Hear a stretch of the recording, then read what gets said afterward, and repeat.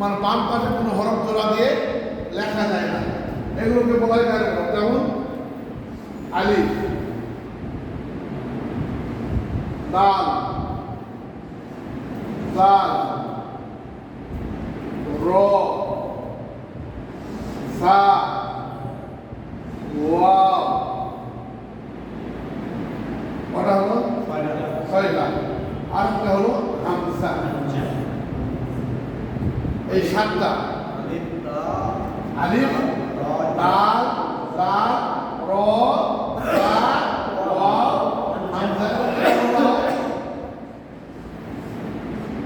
বাংলায় লিখলে গায়ে লিখতে হবে, হ্যাঁ, আর উচ্চারণ হবে বাইরে মুরাক্কাব।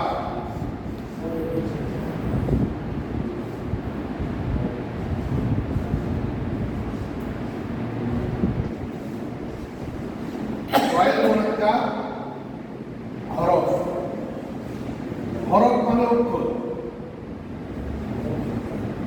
বাইরে মুরাক্কাব হরফ, বাইরে মুরাক্কাব হরফ হলো কয়টা? সাতটা।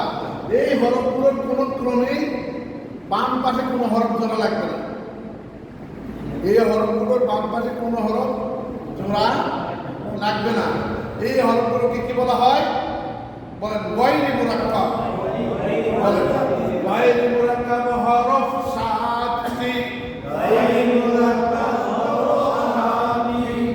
আলিফ, দাল, রাল, র, সা। আলিফ, দাল, রাল, র, সা। ওয়াও, হামজা। ওয়াও, হামজা। গায়রে মুরাক্কাব হরফ কয়টি?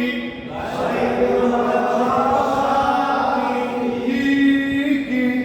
আলিফ, দাল, জাল, র,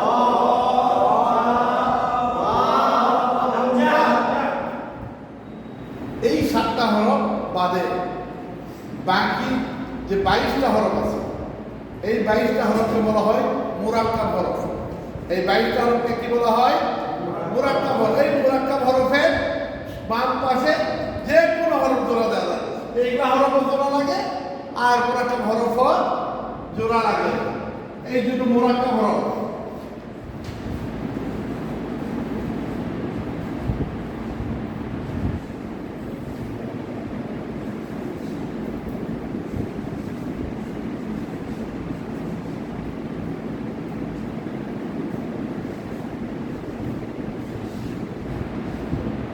এই 22টি মুরাক্কাব হরফ, 22 জায়গা হলো 7টি।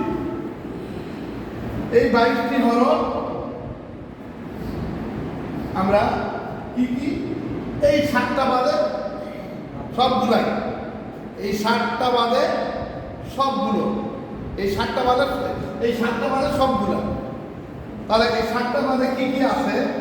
এই 7টা বাদে যে হরফগুলো আছে, এই 7টা বাদে হরফগুলো আমরা দুটো চিহ্ন দিয়ে এই 22টা হরফ চিনতে